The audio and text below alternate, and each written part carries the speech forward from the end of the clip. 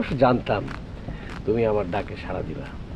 আসলে কেউ যদি কাউকে ভালোবাসে তার উপর বেশিক্ষণ রাগ করে থাকা যায় না।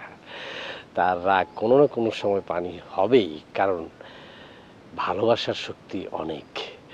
সত্যিকারের ভালোবাসার মানুষের প্রতি বেশিক্ষণ রাগ করে থাকা একদম অসম্ভব।